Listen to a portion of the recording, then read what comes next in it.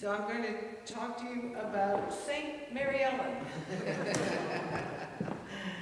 which I believe everyone here knew my mother. Maybe not Carol. No, you did not.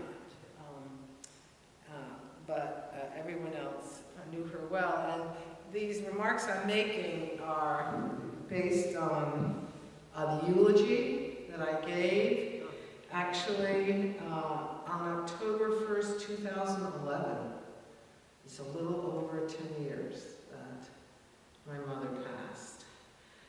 So Mom was born on Friday, March 13th. She always considered 13 her lucky number. She grew up in Minneapolis, Minnesota. After teaching 2 years in Minnesota, she decided she wanted to see the world. And she landed a position teaching home economics in Danielson High School in Connecticut. At that neighborhood potluck during World War II, she met Luther Blount, and she got as far as Rhode Island. There are two gifts that parents can give their children: roots and wings. Roots to establish our values, wings to set us free. Mom certainly gave us roots. She provided a structured, stable, loving home life in which young children thrive. She was not just a housewife, she was a gifted homemaker. For the first 15 years of her life with a young family, from about 1950 to 1965, she focused all her culinary skills, sewing skills, home ec education, and her cheerful personality on her children. I don't remember alarm clocks. Mom would bounce in the door with a cheerful rise and shine. We often pulled our pillows over our heads. Breakfast before school was required, but what breakfasts they were. Every day a different menu: waffles, pancakes, oatmeal, all types of eggs. Her homemade lunches were envied at the school lunch table.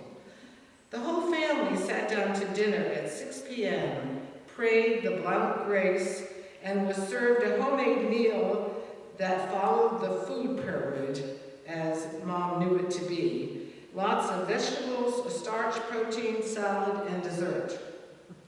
We were required to be members of the Clean Plate Club.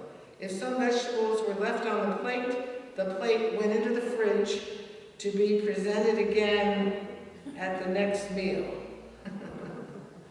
TVs were small black and white boxes back then, and we were the last in the neighborhood to get one. Instead, Mom read to us from storybooks. She tucked us in at night after our prayers, blessing everyone, including our dog Timmy, and then kiss us goodnight. We lived next to the shipyard. She was determined to give us a place to play.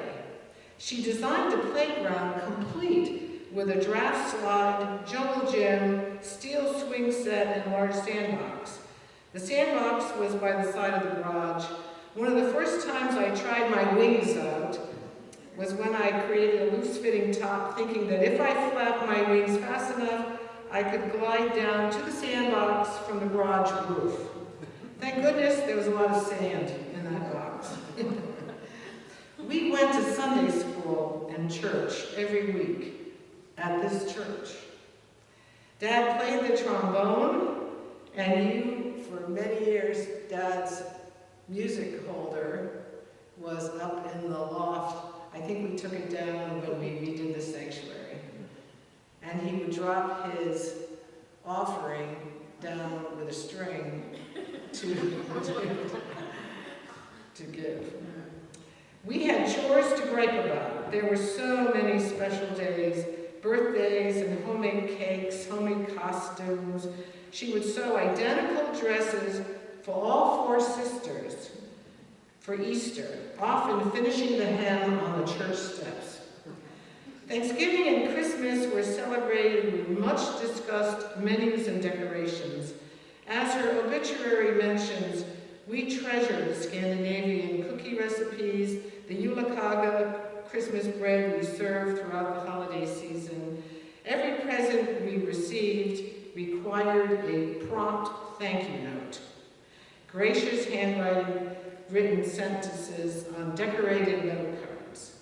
Mom fought for a new public high school in Warren, remembering the fine public school she went to in Minneapolis. When she despaired of any progress, she made sure we all went to private schools and then on to college.